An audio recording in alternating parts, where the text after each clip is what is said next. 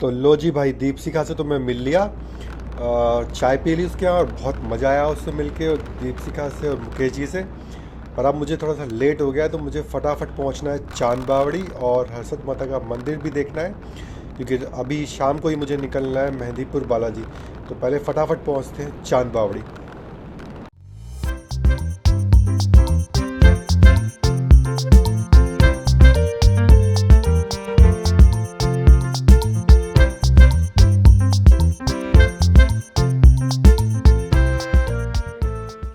तो ये लीजिए, मैं आ गया हूँ चांद बावड़ी। ये इसकी एंट्री है, यहाँ पे मेरा टिकट चेक होगा। मोबाइल नंबर अलवर से आ रहा हूँ। ओके।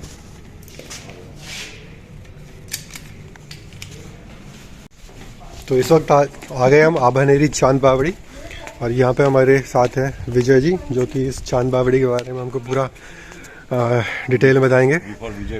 वी फॉर विजय और वी फॉर विक्ट्री, और एक काफ़ी फेमस स्टपवेल है।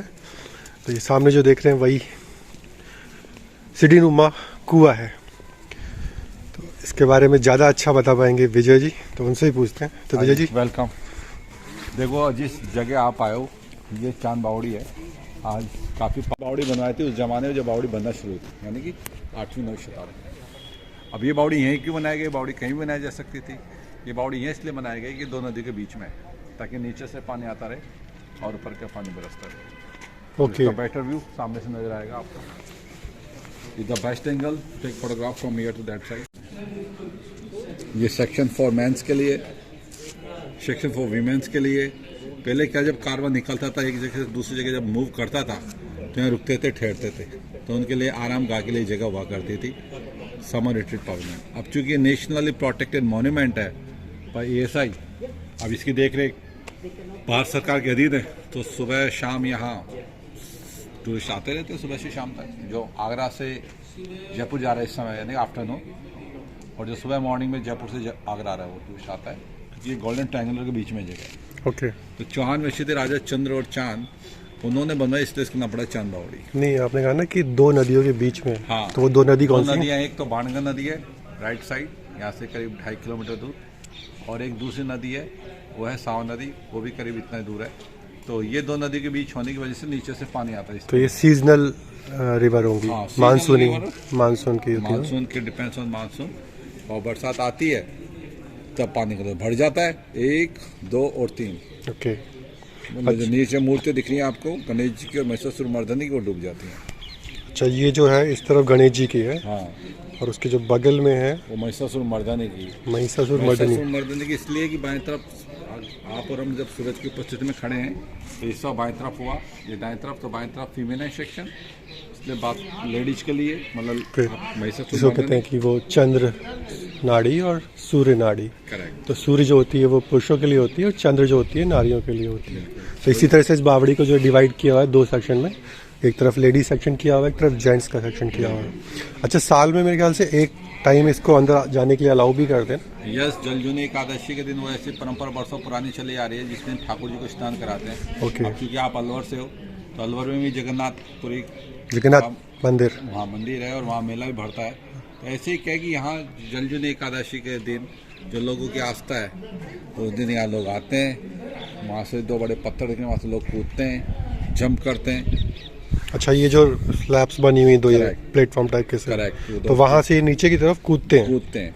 ओके। और तो उसका कूदते इसलिए है कि वो परंपरा वर्षों पुरानी चली आ रही है, साल में एक बार। लेकिन जब से कोरोना पीरियड के बाद वो परंपरा पे अभी लगाम लगी, इसलिए ताकि कोई भीड़ इकट्ठी नहीं हो जाए, इसलिए बंद कर दिया। लेकिन उस दिन ठाकुर जी को स्नान कराते हैं, इसलिए वो परंपरा पुरानी चली आ रही है, इसलिए मैंने आपको जानकारी दी।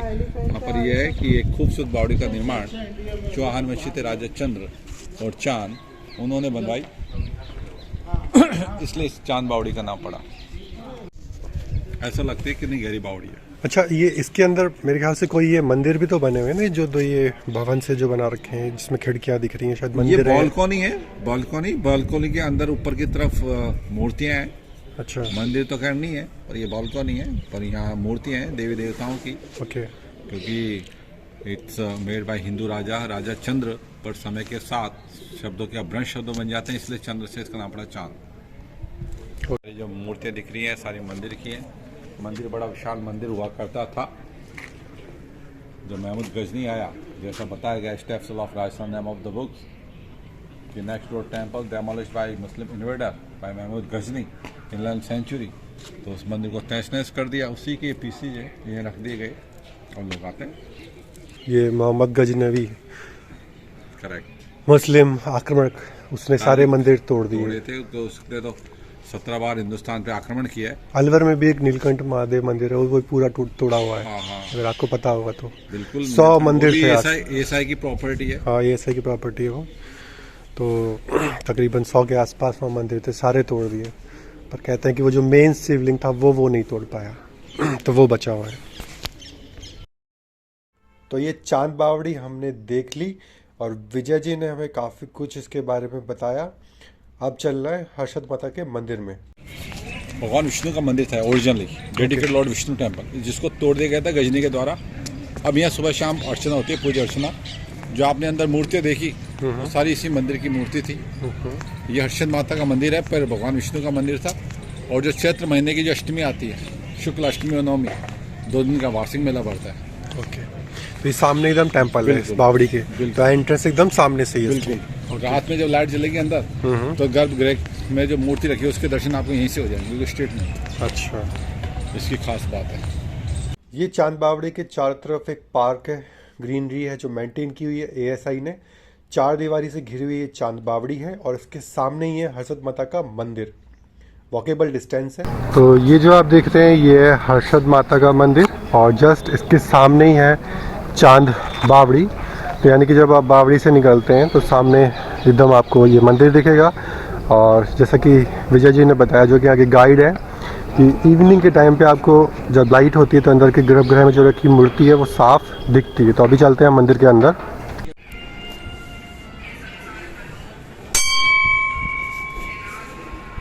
मंदिर को देख के ही मालूम चल रहा है कि ये बहुत पुराना है और इसकी हालत भी काफ़ी ख़राब है।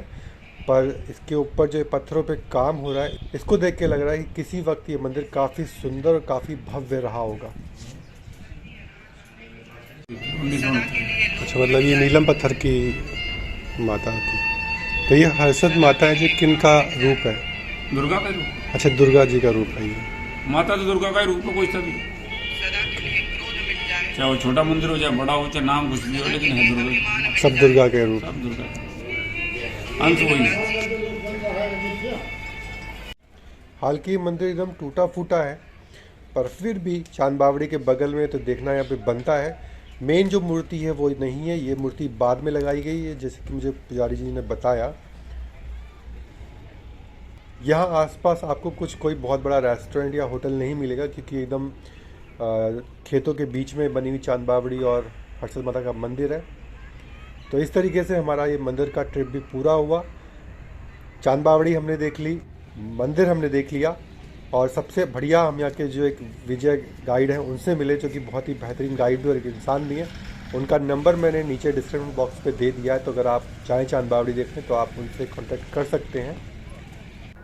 चांद बावड़ी की अगर बात करें तो ये दौसा ज़िले में पड़ती है,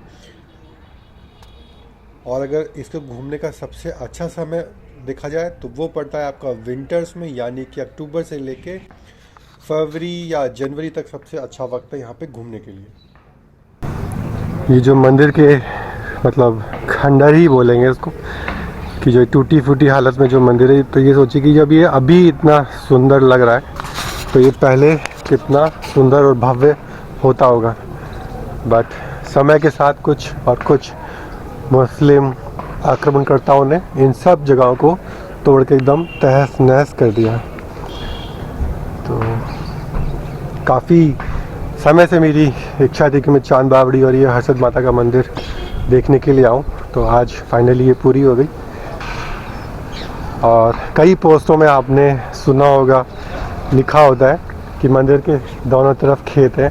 तो मैं आपको थोड़ा सा दिखा देता हूँ कि ऐसे कोई बहुत बड़े खेत अब बचे नहीं, खेत धीरे धीरे ख़त्म होते जा रहे हैं। तो ये सरसों का खेत है, अभी इसमें फ्लावरिंग शायद हो चुकी है, सीड्स बन चुके हैं।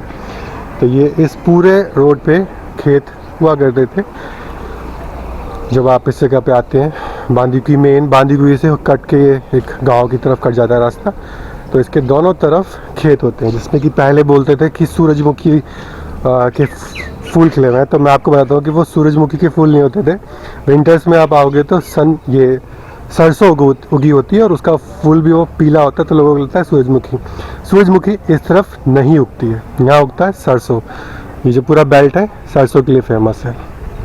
तो वो कह रहे हैं कि सूरजमुखी के खेत है। आपको कहीं ना कहीं ब्लॉग में जरूर मिलेगा कि हर्षद माता के दोनों तरफ सूरजमुखी के खेत हैं। तो बस अब वक्त हो चुका है मेहंदीपुर बालाजी जाने का। लेट हो गया है, शाम के इस वक्त 4 बज रहे हैं और मुझे जल्दी से जल्दी मेहंदीपुर बालाजी पहुंचना है, इसलिए मैं ये शॉर्टकट रास्ता ले रहा हूँ। अपने इलेक्ट्रॉनिक स्कूटर का पूरा अच्छी तरीके से मैं ट्रायल ले रहा हूँ, जो कि स्पेशली मैंने इस पर्पज़ के लिए लिया था। और ये खेतों के बीच में से इसको दौड़ाता हुआ मैं पहुँचता हूँ मेहंदीपुर बालाजी, और अब मिलते हैं मेहंदीपुर बालाजी में।